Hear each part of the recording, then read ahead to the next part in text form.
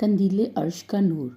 उफ, ये काली घटाओं में छुपी हुई रात, हर तरफ खौफनाक स्याही और हौलनाक सन्नाटा। मगर इस वहशतनाक वीराने में इंसानों की ये आवाज़ें कहाँ से आ रही हैं?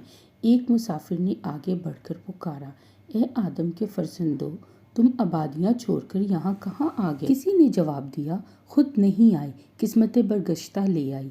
मगर इस घनी तारीकी में तुम्हें ठोकर लग जाएगी, तुम्हारे बच्चों को दरिंदे उठा ले जाएंगे। क्या तुम्हें अपनी सलामती की भी फिक्र नहीं? मुसाफिर ने कहा, ठोकर तो लग ही चुकी है, क्या दोबारा ठोकर लगेगी? ठोकर ना लगी होती तो हमारा काफिला यहाँ सर क्यों टकराता? सलामती की फिक्र मत पूछो, बड़ी गमनाक कहानी है, ये सरदार काफिला ने ठंडी सांस लेते हुए कहा। क्या कहा तुमने? जरा खुलकर कहो। तुम्हारी बातों से तो ऐसा मालूम हो रहा है कि तुम्हारी घायल जिंदगी का कोई बहुत गहरा राज है जिसे तुम छुपा रहे हो। मुसाफिर ने जोर देते हुए पूछा। हाँ, ऐसा ही कुछ समझ लो, लेकिन तुम हमारी नामुरादियों की गमगीन दास्तान सुनकर क्या करोगे? इस वादी में सैकड़ों बरस बीत गए हमें ठोकरें खाते हुए। तुम जैसे बहुत से दर्दमंद मुसाफिर इधर से गुजरे और कुछ देर के लिए हमारे पास ठहर गए।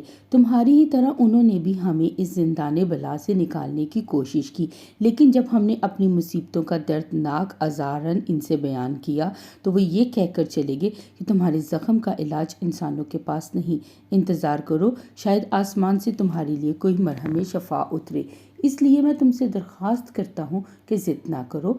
हमारी थका देने वाली हसरत अंगेज़ कहानी सुनकर तुम भी वही करोगे जो तुम्हारे पेशरो कर चुके हैं। तुम एक मुसाफिर हो, जाओ अपना रास्ता पकड़ो। तुम्हारी हमदर्दियों का बहुत बहुत शुक्रिया, ये सरदार काफिला ने फैसला कुन लहजे में कहा। अब तो और भी तुम्हारी बातों ने मुझे सरापा शौक बना दिया। अब मैं तुम्हारी दास्ताने गम सुने बगैर यहाँ से टल नहीं सकता। यकीन करो, मैं इन राहगीरों में से नहीं हूँ जो तुम्हारी पूर्णम आंखों पर सिर्फ अपनी आस्तीन रखकर चले गए। मैं तो खुद भी दर्दो अलम के गहवारे में परवरिश पाई है, इसलिए तुम्हारे दिल की धड़कनों का राज मुझ पर छुप नहीं सकता। अब तुम्हें अपने किस्से गम सुनाना ही होगा, मुसाफिर ने प्यार भरे अंदाज में जवाब दिया। फितरत इंसानी में कितनी हम आहंगी होती है। ठीक यही नक्शा था उन राहगीरों का भी जो तुम्हारे लफ्ज़ों में हमारी पूर्णम आंखों पर सिर्फ आस्तीन रखकर चले गए। वो भी हमारा अफसाना इब्तला सुनने के लिए इसी तरह बेताब थे जिस तरह तुम हो। इजहार शौक के मरहले में तुम और वो बिल्कुल यकसा नजर आते हो। इसके बाद की मंजिल में तुम इनसे मुख्तलिफ हो जाओ, मैं ये कह नहीं सकता। बहरहाल तुम हमारी कहानी सुनने पर बज़िद हो तो सुनो, लेकिन इस उम्मीद में नहीं कि हमारी मुश्किलात की गिरा खोल दोगे, बल्कि सिर्फ इसलिए कि हमारे काफिले से तुम दिल शिकस्ता होके ना जाओ। इतनी गुफ्तगू के बाद सरदार काफिला ने एक लंबी सांस ली और दास्तान सुनाना शुरू की। देखो, बहुत दिनों की बात है। नहीं, मैंने नहीं गलत कहा, बल्कि इस वक्त की जब रोए ज़मीन पर इंसानों की परछाई भी नहीं पड़ी थी। इस वक्त कायनात के खुदा ने आसमान पर एक बहुत बड़ा दरबार मुनक्कद किया। एक अरसा नपायत किनार था जिसमें एक तरफ बुलंदो कामत पहाड़ के लंगर खड़े थे, दूसरी तरफ ज़मीन का गोल कुर्रा रखा हुआ था और ठीक पायगा शाही के सामने इंसानी रूहों की भीड़ जमा थी। जब सारी हरकत आ मौजूद हुई तो खुदाए ला शरीक ने अपने सिरे पर्दा जलालो जबरूद से एक चमकता हुआ हीरा निकाला।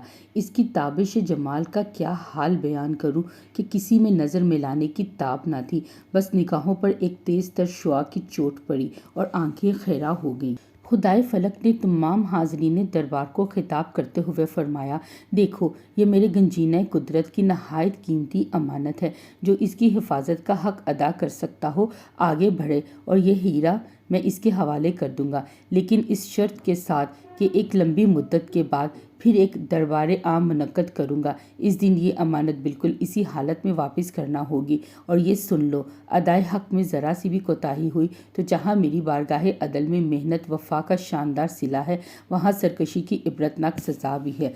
खुदाई बरतर का ये ऐलान सुनकर हर तरफ सरगोशियाँ होने लगीं। आम तौर पर ख्याल था कि आसमान का चौड़ा चकला सीना ये बारे अमानत ज़रूर कबूल करेगा, लेकिन हैरत की कोई इंतहा न रही।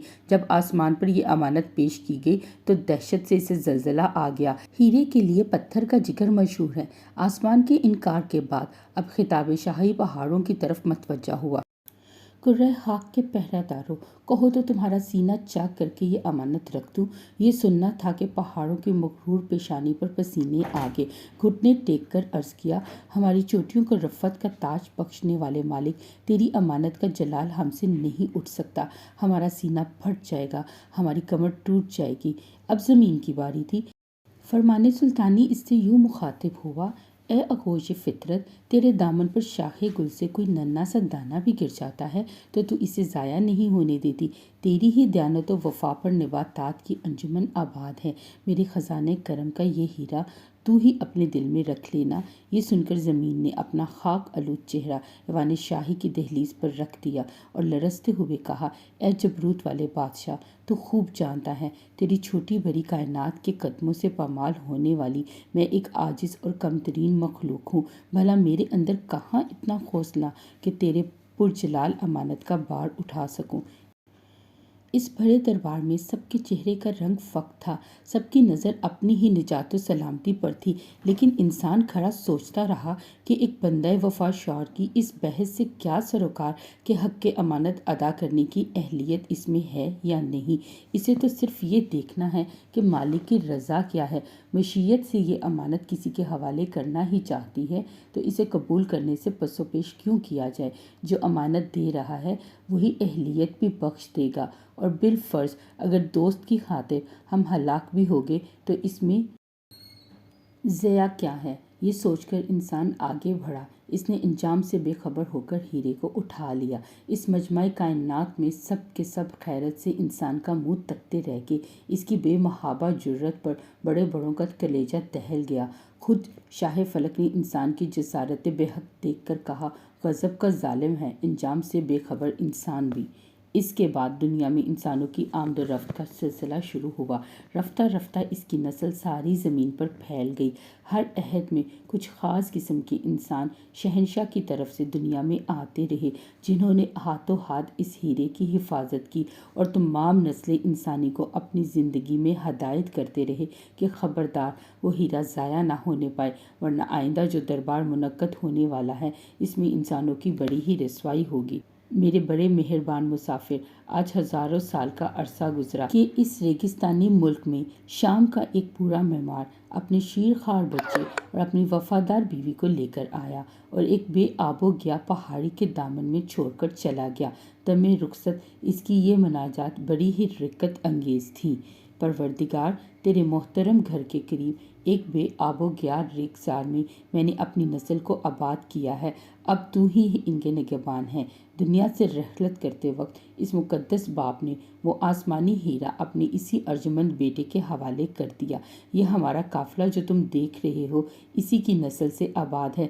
जिस वक़्त हमारा मुर्से आला दुनिया फ़ानी से रुखसत हो रहा था, इसने ख़ानदान के बड़े बूढ़ों को अपने करीब बुलाया। जब सब आकर इसके गिर्द जमा हो गए तो इसने अपने गिरेबान में हाथ डालकर वो हीरा निकाला और हिचकियाँ लेते हुए कौम के सरदारों से कहा, देखो, मौत मेरे सरहाने खड़ी है और अनकरीब वो मेरे और तुम्हारे दरमियान जुदाई की एक दीवार हायल कर देगी। इस हालत में जबकि मेरी आंखें पथरा रही हैं और हमेशा के लिए मैं तुमसे जुदा हो रहा हूँ नस्ल इंसानी के आबाओ अजदाद से, जो आसमानी हीरा हाथों हाथ मुझ तक पहुँचा, मैं तुम्हारे हवाले करना चाहता हूँ। मेरी हयात के ये आखिरी जुमले तुम दिल की तख्तियों पर लिख लो और सब कुछ भूल कर भी इसे ना भूलना। देखो, ये दुनिया अब अपने आखिरी मरहले से गुजर रही है। अनकरीब ये इसी नुक्ते पर पहुंचने वाली है जहां से इसकी इब्तदा हुई थी। मैं भी वहीं जा रहा हूं, लेकिन तुमसे पहले मुझसे इंसानों के लाखों कारवां वहां पहुंच चुके हैं। तुम छोटे बड़े सब गवाह रहना। तुम तक ये अमानत पहुंचाकर मैं अपने फ़र्ज से सुबकदोश हो गया। अब नस्ल इंसानी की आबरू तुम्हारे हाथ में है। ज़िंदगी की ख़तरनाक घाटियों से तुम्हें गुजरना होगा। कदम कदम पर राहज़ानों की भीड़ तुम्हारी ताक में होगी। खुदाई कदीर तुम्हें सफ़र की अर्जमंदी और राह की सलामती नसीब करे। इतना कहकर हमारे कबीले के बूढ़े बाप ने हमेशा के लिए अपनी आंखें बंद कर ली और हमें यतीम बना गया। यहाँ पहुंचकर सरदार काफ़िला की आंखों में आंसू भरे और इसकी आवाज़ रिक्कत अंगेज़ हो गई। थोड़े वक्फे के बाद इसने एक ठंडी सांस लेकर फिर कहा, میرے غمگسار مسافر، اس حادثے کے کئی 100 برس تک ہمارے قافلے میں ہاتھوں ہاتھ وہ ہیرا منتقل ہوتا رہا۔ ہم خوشی خوشی زندگی کی منزلیں طے کرتے رہے، لیکن ایک دن ہم اسی وادی سے گزر رہے تھے، اچانک ایک پتھر سے ٹھوکر لگی اور ہمارے ہاتھ سے چھوٹ کر وہ ہیرا گر پڑا۔ اندھیری رات تھی، ہر چند ہم نے تلاش کیا وہ نہ ملا۔ اس وقت سے لے کر آج تک ہم اسی ہیرے کی تلاش میں یہاں رکے ہوئے ہیں۔ اندھیری رات میں ٹھوکریں کھاتے کھاتے ہمارا سارا قافلہ گھائل ہو چکا ہے۔ کتنی مرتبہ ہم سو کر جاگے اور جاگ کر سوئے، لیکن نہ جانے کتنی لمبی رات ہے، ابھی تک سحر ہی نہ ہوئی۔ اب کس منہ سے ہم آسمانی دربار کا رخ کریں گے؟ جو لوگ ہم سے پہلے جا چکے ہیں وہ ہمارا انتظار کر رہے ہوں گے، مگر انہیں کیا خبر کہ درمیان راہ میں ہماری متاع حیات لٹ گئی۔ وائے حضرت نشکیب، کل کے منعقد ہونے والے آسمانی دربار میں نسل انسانی کے تمام افراد ہمیں کیا کہیں گے؟ فرزند آدم میں ہم لوگ کس قدر ننگ پیدا ہوئے۔ سردار قافلہ جب اپنی پوری کہانی سنا چکا تو مسافر نے سر اٹھایا اور دلنواز لہجے میں کہا، سردار قافلہ، اس میں کوئی شک نہیں کہ تمہاری سرگزشت زندگی رنج و محن کا ایک عبرتناک مجموعہ ہے۔ تمہارا قافلہ اس وقت جس وادی میں ٹھہرا ہوا ہے، اس کے متعلق ایک تاریخی راز میرے سینے میں محفوظ ہے۔ موقع سے بات نکل آئی ہے تو سن لو۔ بہت دنوں کی بات ہے، ہمارے قبیلے کا ایک سیاح اس وادی سے گزر رہا تھا۔ اچانک ایک نوکیلے پتھر سے اس کی ابا کا دامن الجھ گیا۔ وہ جھک کر اپنا دامن چھڑا رہا تھا کہ اس کا ہاتھ ایک چکنے اور چوکور ترشے ہوئے پتھر پر پڑا۔ اس نے وہ پتھر اٹھا لیا۔ جب طے کر وہ اجالے میں آیا تو اس نے دیکھا کہ وہ یاقوت سرخ ایک تختی ہے جس پر بخط سبز لکھا ہوا تھا، یہ کفر و ضلالت کی وادی ظلمات ہے، یہاں تاریکیوں کی راجدھانی ہے، اس وادی میں سورج کی کرنوں کو داخل ہونے کی اجازت نہیں، یہاں کسی نے آج تک صبح کا چہرہ نہیں دیکھا۔ اس میں کوئی شک نہیں کہ تمہارے لیے کرب و الم کا یہ بڑا ہی دردناک حادثہ ہے، لیکن اس کے باوجود میں مطمئن ہوں کہ امید کا چراغ گل نہیں ہوا ہے۔ تم اپنے گوہر مقصود کی تلاش میں سرگردہ تو ہو، پر گھبراؤ نہیں۔ شہنشاہ فلک کی بارگاہ میں بڑی عاجز نواز بارگاہ ہے۔ اس ظلمت کدہ بلا میں تمہارے لیے وہاں سے ضرور کوئی روشنی اترے گی اور تم اپنا گمشدہ ہیرا پالو گے، مسافر نے تسلی آمیز لہجے میں کہا۔ لیکن ہم بدبختیوں کی آخری حد پر پہنچ چکے ہیں۔ ہمارے کہاں ایسے نصیب کے شہنشاہ کی رحمت کنگرہ فلک سے ہماری چارہ سازی کے لیے آئے۔ اگرچہ ہم اس کے کرم کا سمندر ناپید کنار ہے، مگر ہم تو ایک قطرہ آب کے لیے ترس رہے ہیں، کاش اس کی موجوں کا پسینہ ہی بن جاتے۔ اتنا کہتے کہتے سردار قافلہ کی آواز گلوگیر ہوگی اور بے ساختہ اس کے منہ سے ایک چیخ نکلی، ہائے میرا ہیرا! اور وہ پھوٹ پھوٹ کر رونے لگا۔ مسافر سے اب یہ رقت انگیز حال دیکھا نہ جا سکا۔ شہنشاہ فلک کی رحمت مجسم تمہارے سامنے کھڑی ہے اور تم اپنی بدبختیوں کا ماتم کر رہے ہو۔ یہ کہتے ہوئے فوراً اس نے اپنے چہرے کا نقاب الٹ دیا۔ نقاب الٹنا تھا کہ اچانک فضا روشنی سے بھر گئی، وادی ظلمات کا ذرہ ذرہ چمک اٹھا۔ اس کے بعد اس نے ریت کے ڈھیر سے اپنی نگاہ برہم کی ایک تیز شعاع ڈالی اور انگلی اٹھا کر اشارہ کیا، وہ دیکھو تمہارا ہیرا چمک رہا ہے۔ سردار قافلہ نے دوڑ کر اسے اٹھا لیا۔ اس حیرت انگیز واقعے پر قافلے والے دم بخود ہو کر رہ گئے۔ جو جہاں تھا وہیں دیوار حیرت بنا کھڑا کا کھڑا رہا۔ انہیں اتنی بھی مہلت نہ مل سکی کہ وہ اپنے گمشدہ ہیرے کی بازیافت پر خوشی کا مظاہرہ کر سکے۔ سردار قافلہ نے ادھر ہیرا اٹھایا، ادھر مسافر نے اپنے چہرے پر نقاب ڈالی اور یہ کہتا ہوا رخصت ہونا چاہا، اچھا میں جا رہا ہوں، اب میری ملاقات وہیں ہوگی جہاں تمہیں یہ امانت واپس کرنی ہے۔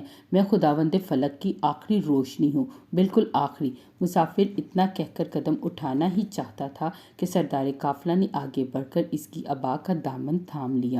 میرے چارہ ساز، ابھی کہاں تم جا سکتے ہو؟